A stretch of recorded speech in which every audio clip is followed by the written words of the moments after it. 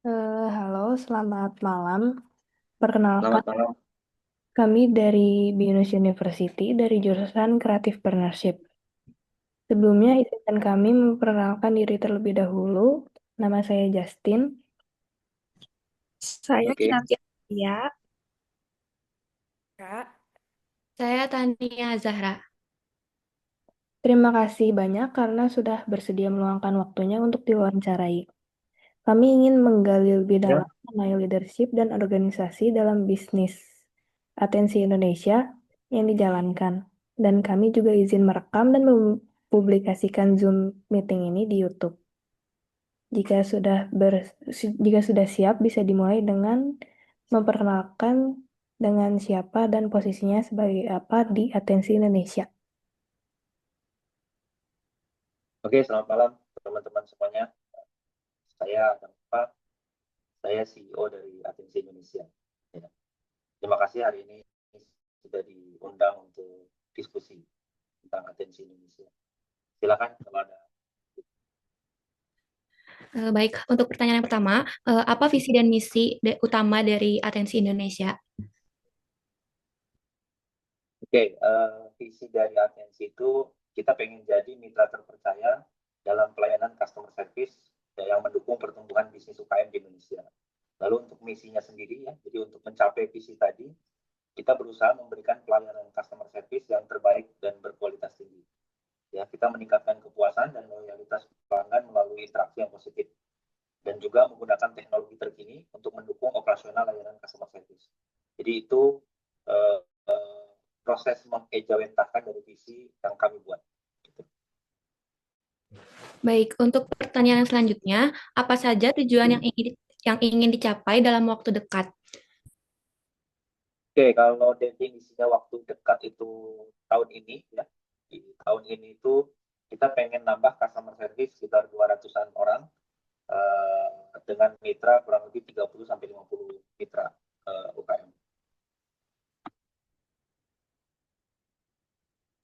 Baik, untuk pertanyaan selanjutnya, bagaimana struktur tim atau organisasi dalam bisnis tersebut? Oke, struktur organisasi kita cukup simpel ya. Jadi di kita itu ada manajer operasional, manajer marketing, manajer HR, yang HRD sama manajer finance. Nah, di bawahnya baru ada supervisor, ya di under supervisor kita ada staff. Jadi struktur organisasi kita cukup ramping sih. Di staff, di atasnya ada section head atau supervisor, di atasnya baru manajer. Nah, manajernya ini kita bagi empat.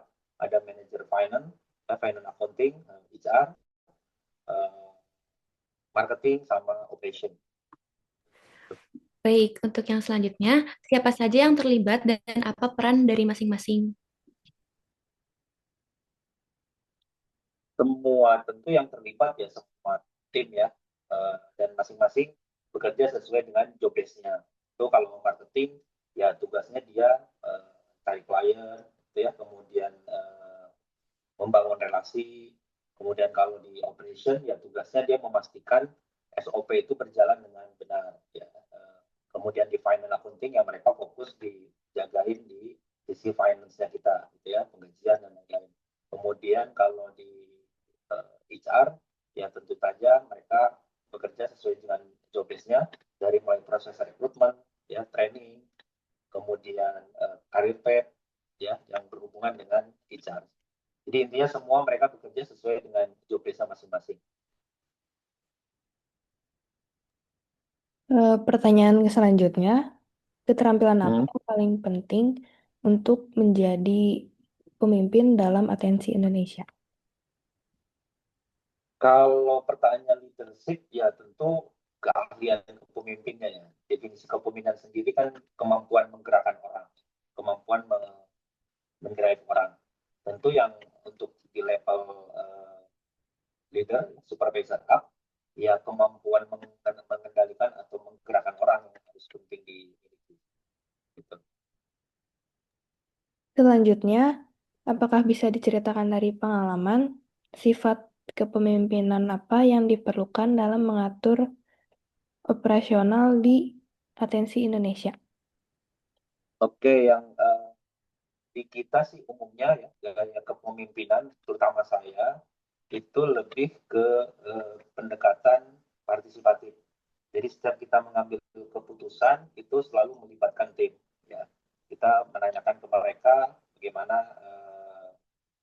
masalah yang kita hadapi, ya kemudian solusinya seperti apa, dan setiap kebijakan yang kita ambil bottom up biasanya kita tanya dulu ke tim yang ada.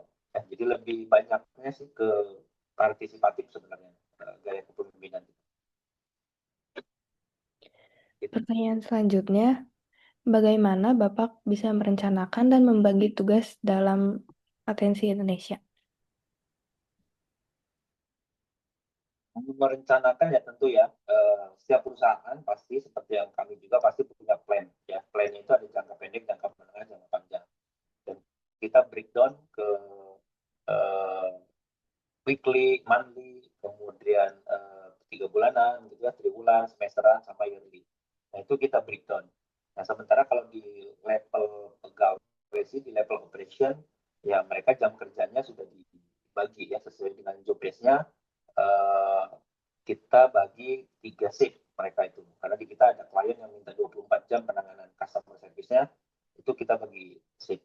Jadi intinya operasional di kita itu bisa 24 jam untuk pelayanan CS-nya, dan untuk membuat itu bisa berjalan, kita sudah bikin SOP-nya dan ada KPI-nya.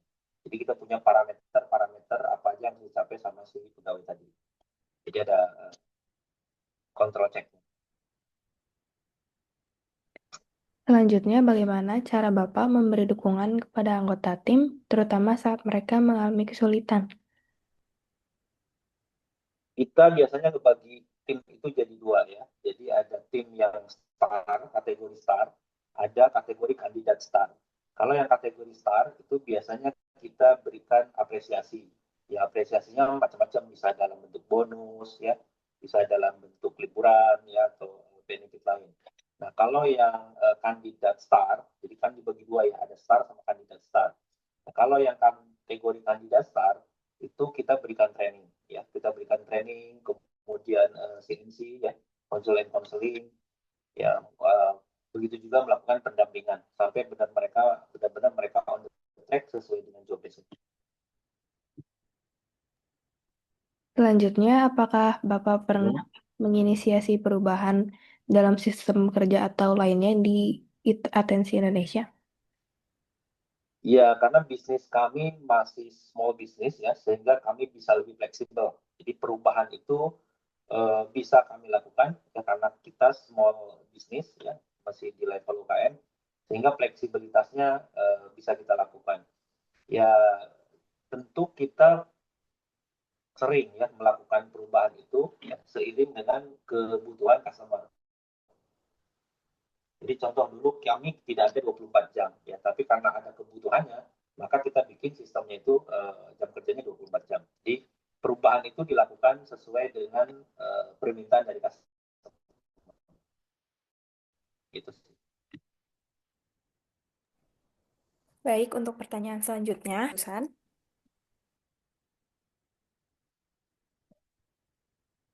Kita selalu bottom up ya, selalu kita mengajak diskusi tim ya untuk mendapatkan hasil terbaik dan biar mendapatkan dukungan dari tim. Jadi selalu kita ngajak diskusi mereka ya, nggak mentang-mentang kita atasannya lalu seenaknya gitu ambil keputusan. Biasanya kita diskusikan. Walaupun di hal-hal tertentu memang kita langsung ambil keputusan itu yang sekiranya memang itu wajib otoriter gitu ya, ya kita lakukan baik. sendiri. Ya, apakah Bapak Gitu. berusaha menjadi teladan atau inspirasi bagi tim? Bisa tolong. Ya tentu ya, seorang leader itu harus jadi contoh buat timnya. Karena gimana kita mau diikutin atau mau didengar sama tim kita kalau kita tidak jadi role model bagi mereka. Nah, yang paling sederhana adalah tepat waktu ya. Misalnya ketika meeting gitu ya, kita janjikan jam 10 ya jam 10. Itu bagian dari proses edukasi ke tim bahwa atasannya pun on time gitu. Jadi mereka juga harus on time. Itu contoh kecil. Selanjutnya, apakah Bapak aktif membangun relasi atau jaringan di luar tim seperti dengan pelanggan atau komunitas lain? Ya tentu ya. Jadi salah satu kunci keberhasilan bisnis itu ya kita build communication ya, atau relasi dengan customer. Ya, jadi kita rutin ngadain gathering, kemudian entertain customer ya. Kita selalu rutin membangun relasi ya dengan stakeholder ya, dengan customer gitu. Selanjutnya, jika ada perbedaan pandangan antara Bapak dan anggota tim, bagaimana cara Bapak menyampaikan pendapat agar bisa diterima? Kayak biasanya sih kita lakukan edukasi ya, kita jelaskan ke mereka ya apa maksud dan tujuan dari satu program gitu ya. Kemudian setelah dijelaskan, kemudian apa manfaatnya buat perusahaan, apa manfaatnya buat mereka, apa manfaatnya buat tim. Jadi lebih ke menjelaskan maksud dan tujuannya apa, serta benefit atau rewardnya apa.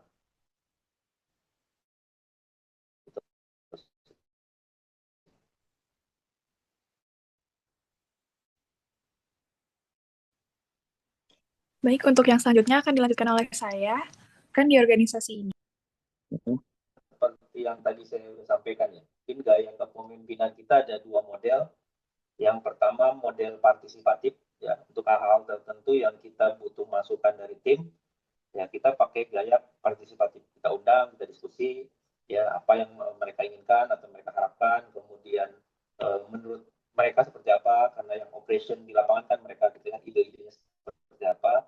Tapi di hal-hal tertentu kita pun pakai gaya kepemimpinan otoriter gitu ya. Jadi hal-hal yang sangat prinsip ya, yang nggak bisa dinegosiasi ya kita sifatnya otoriter. Jadi gaya kepemimpinan yang dipakai sih dua ya, partisipatif dan otoriter. Jadi tergantung momennya apa, tergantung masalahnya apa. Baik, untuk yang selanjutnya, apakah Anda lebih suka memberi arahan langsung atau mendorong tim untuk berpikir dan bertindak secara mandiri? Tergantung objeknya apa ya. Kalau objeknya sekiranya mereka juga belum paham ya, itu langsung direct dan itu kita butuhkan cepat keputusannya, maka direct perintahnya gitu ya. Tapi kalau misalkan kita pengen men-challenge mereka gitu ya, ya kita hanya dikasih clue-cluenya aja ke mereka biar kan mereka berinovatif sendiri. Jadi kombinasi sebenarnya. Untuk pertanyaan yang terakhir, apakah Anda mempelajari teori-teori kepemimpinan seperti transformasional, Serban, atau yang lainnya? Dan menurut Anda, manakah yang cocok dengan gaya kepemimpinan Anda? Ya mungkin relate dengan pertanyaan sebelumnya gitu ya. Kita belajar teori-teori kepemimpinan ya, ada militeristik, partisipatif gitu ya, otoriter dan lain-lain gitu ya, termasuk transformasional ya. Dan transformasional itu salah satunya yang dilakukan sama Pak Jonan lewat kereta apinya sebenarnya gitu ya, atau siapa banyak lah di Indonesia yang bagus-bagus mentransformasi itu ya, Dahlan Iskan salah satunya ya. Cuman kalau di atensi sendiri ya kita mengacu pada tadi teori kepemimpinan gaya partisipatif ya, dan kombinasi dengan otoriter untuk hal-hal tertentu. Baik, mungkin sekian saja interview dari kami. Terima kasih sudah meluangkan waktunya. Sebelumnya, apakah boleh kita foto terlebih dahulu untuk dokumentasi? Boleh, boleh. 1, 2, 3. Oke, udah. Terima kasih banyak, Pak, untuk Ya, waktunya. selesai. Terima kasih, Pak. Ya, Kasih. ya, terima kasih. Selamat malam. Ya, Assalamualaikum. Waalaikumsalam.